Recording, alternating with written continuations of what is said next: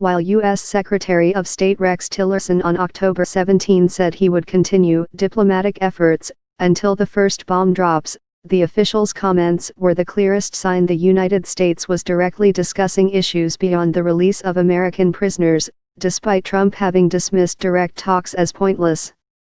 There is no sign, however, that the behind-the-scenes communications have improved a relationship vexed by North Korea's nuclear and missile tests. The death of U.S. University student Otto Warmbier days after his release by Pyongyang in June and the detention of 3 other Americans. It has not been limited at all, both in frequency and substance, said the senior State Department official. Among the points that Yoon has made to his North Korean interlocutors is to stop testing nuclear bombs and missiles, the official said. North Korea this year conducted its 6th and most powerful nuclear detonation and has test-fired a volley of missiles, including intercontinental ballistic missiles, ICBMs, that, if perfected, could in theory reach the United States mainland. At the start of Trump's presidency, Yoon's instructions were limited to seeking the release of U.S. prisoners.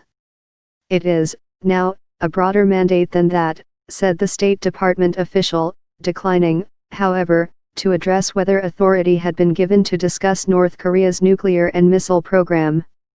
In Beijing, Foreign Ministry spokeswoman Hua Chunying said China welcomed any dialogue between the United States and North Korea. We encourage North Korea and the United States to carry out engagement and dialogue, Hua told reporters, adding that she hoped talks could help return the issue to a diplomatic track for resolution. Sanctions and engagement. NATO chief Jens Stoltenberg has urged all United Nations members to fully and transparently implement sanctions against North Korea, which he said has emerged as a global threat.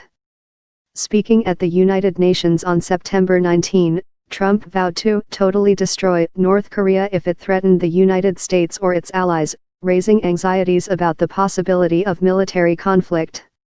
12 days later, after Tillerson said Washington was probing for a diplomatic opening, Trump said on Twitter that his chief diplomat was wasting his time trying to negotiate with Little Rocket Man, his mocking nickname for the North Korean leader.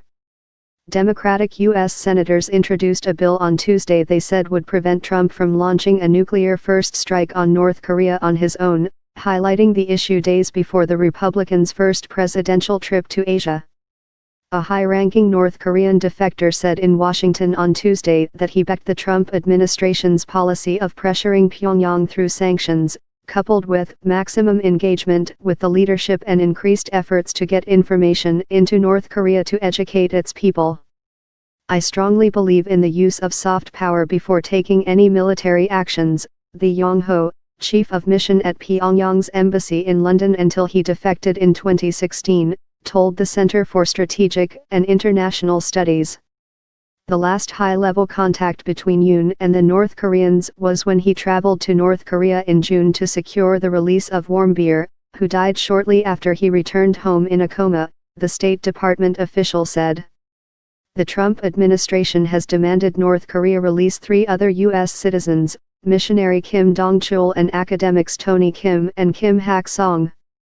Warmbier's death was a factor in the chilling of Korean contacts around that time, but the biggest impact came from Pyongyang's stepped-up testing, the official said.